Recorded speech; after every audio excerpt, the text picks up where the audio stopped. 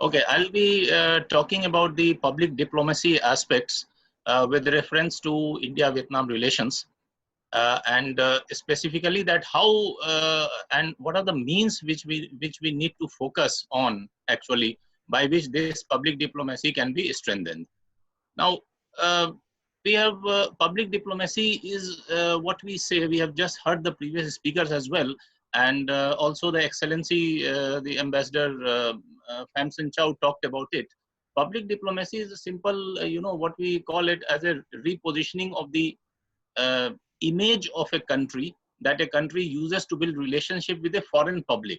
Now, of course, it helps in changing the image, it helps in changing minds of the people and helping the other country uh, develop its image in the mind of the people. It's sort of like repositioning, what we can call. But whatever be it, one thing is certain that it has become a vital foreign policy instrument in this era of popular media representations. And public diplomacy, of course, has its impact on all three crucial pillars of India-Vietnam engagements, be it geostrategic cooperation or geo-economic interdependence or the geocultural connect. So on all these three crucial pillars, it plays a very pivotal role. I would like to draw some examples from these crucial pillars, but my focus will be also to point out at least 2 or 3 ways and means by which public diplomacy matters and where public diplomacy can actually help strengthen India-Vietnam relations. First, I will talk about popular geopolitics. Now, the popular geopolitics or the popular media representations, as we call it, the phenomena of globalization and social media are actually blurring geographical boundaries and creating new ways in which bilateral or multilateral relations are exhibited. From the tenets of classical realism, where emotions of world leaders are redefining international relations, on how language and rhetoric are used to construct social realities, the representations do make a difference in way people and countries perceive each other. Let me just give you one example from Vietnam itself.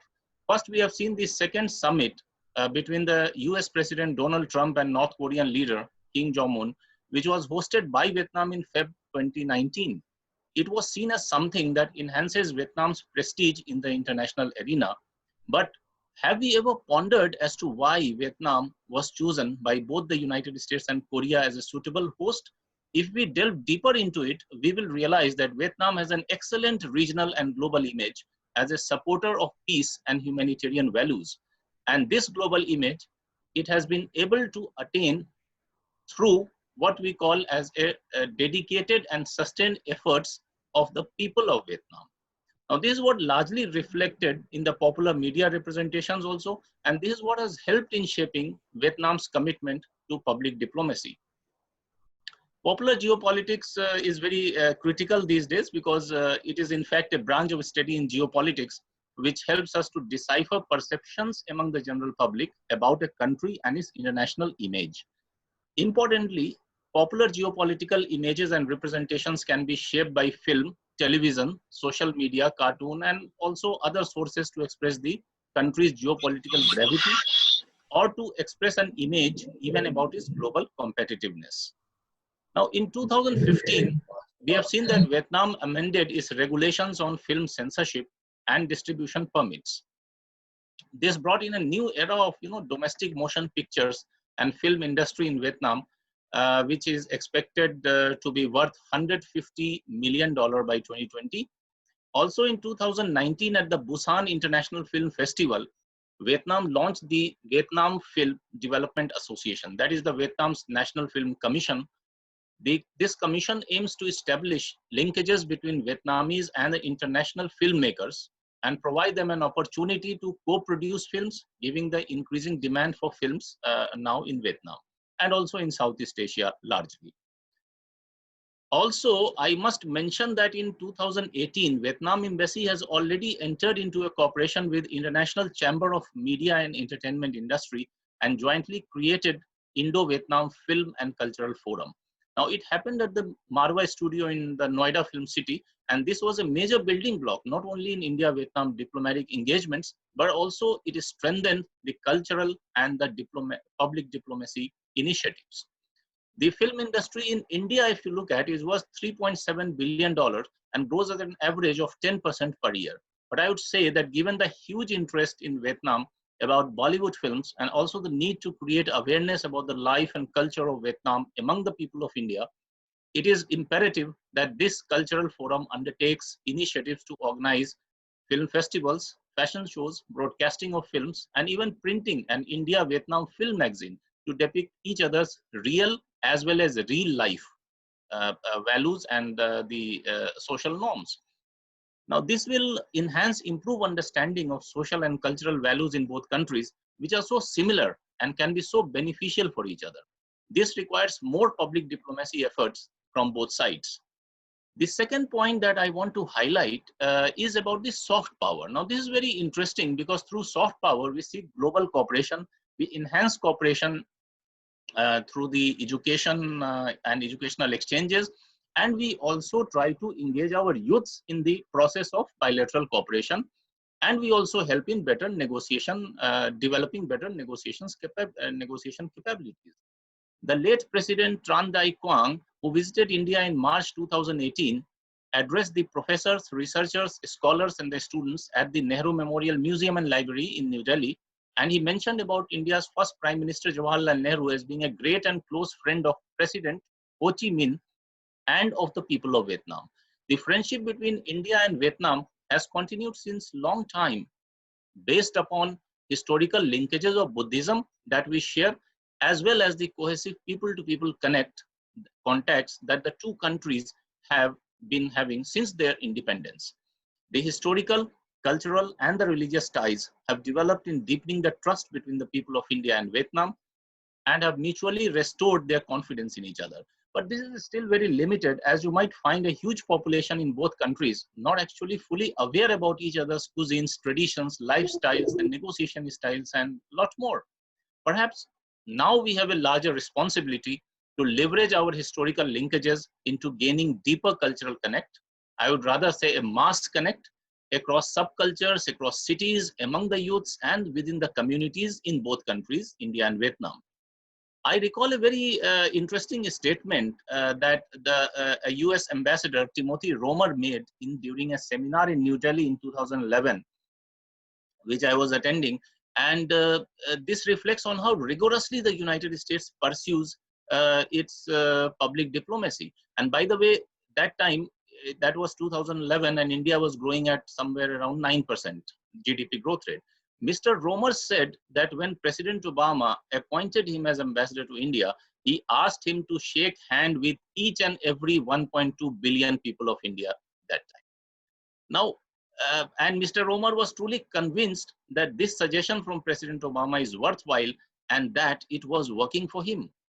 Now, such is the rigor and the passion that could work well for India and Vietnam too.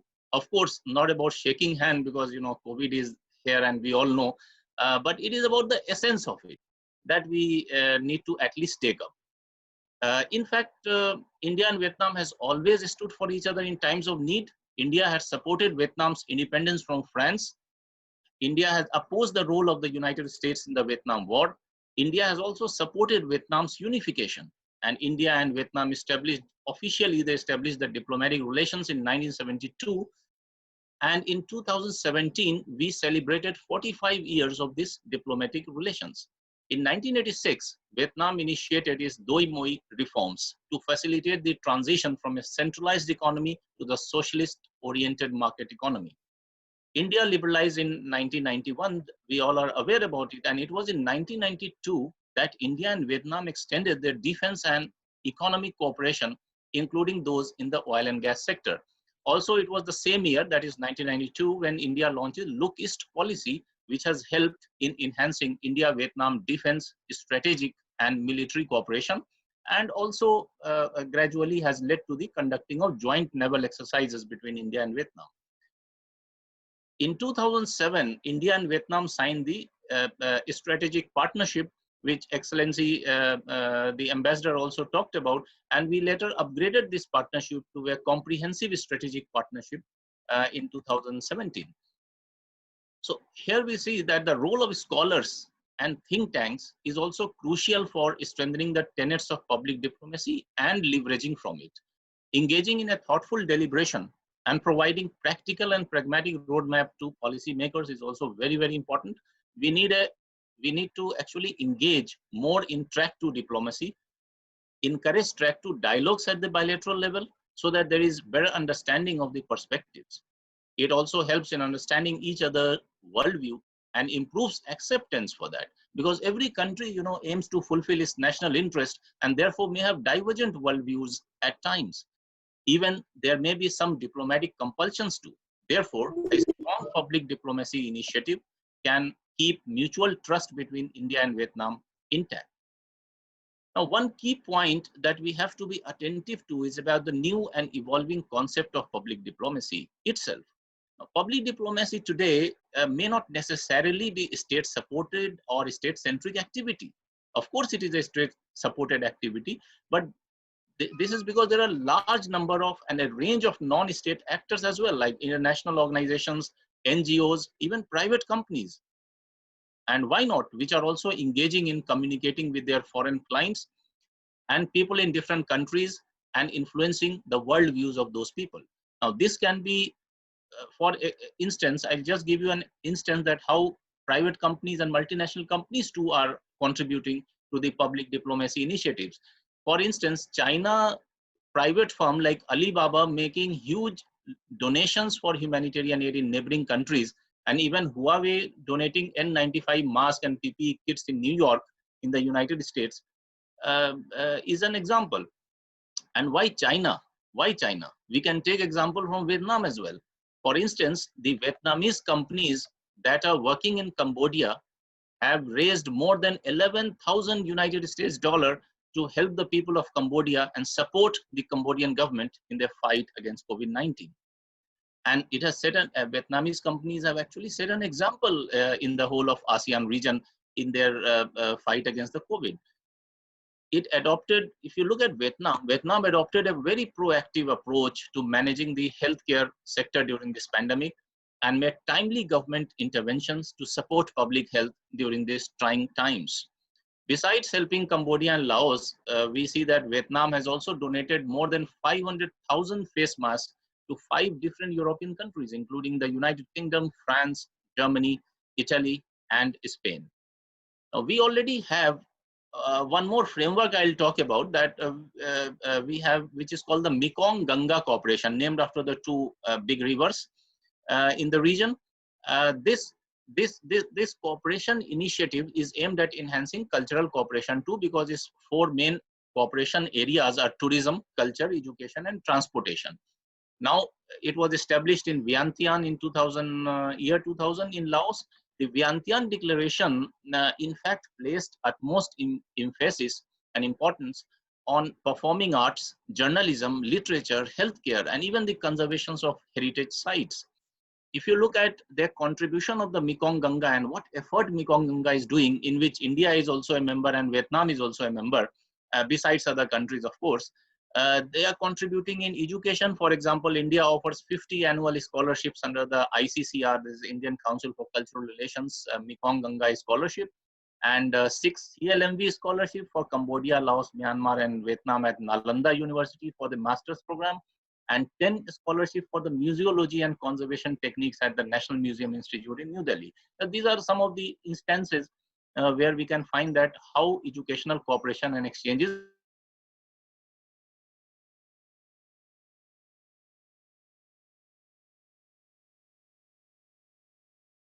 through Buddhism to boost tourism as well. That is also part of the Mekong Ganga cooperation.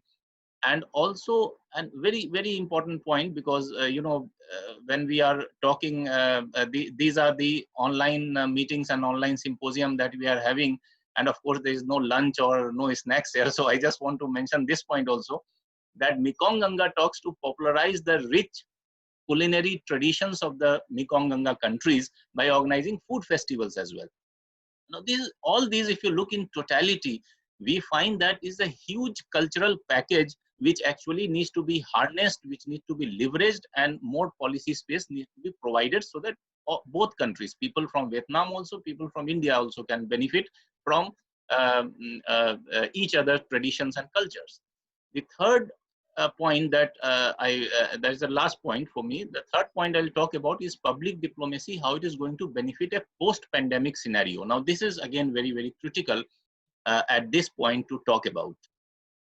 As the global supply chains and value chains are being disrupted in East Asia and across the world, the trust in trading relationship is gaining imminent importance. Now, countries are, the trust factor in international trade is something which is becoming gradually very, very powerful. Countries want to trade with those countries whom they can actually trust. Now, in such a scenario, both India and Vietnam can leverage their trusted partnership to ensure a mutual win-win solution and win-win situation, especially in ensuring their participation in the global value chains, restoring the supply chain for sectors such as apparel, footwear, electronic goods, or even petrochemical products. Also, India and Vietnam can harness the trust and goodwill among the people and businesses to revive their respective small and medium enterprises sector, which are integral to economic growth in both the countries. Moreover, I will say that the services sector in both countries too can benefit from deeper B2B meetings and also further mode for liberalization in terms of services. So some of the services sector that can largely and immediately benefit from such type of mutual goodwill includes the IT services and artificial intelligence, the financial services, higher education, tourism, and audiovisual services, of course, that I already talked about with regard to the film sector when I started my talk. And logistics, of course, is there, which will help in restoring the supply chain norms. So these are the three critical points that I wanted to talk about, starting from the public diplomacy in terms of popular geopolitical representations, and then I talking about the cultural cooperation and various aspects of it, and then we come toward what will happen in a post-COVID world. What are the ways and means to achieve and enhance public diplomacy in a post-COVID world? I will conclude by saying that there is a need to provide more policy space to public diplomacy from both sides, India and Vietnam, and leverage its benefit for bilateral economic, cultural, and strategic cooperation. So this is all from my side, and I thank you for your attention.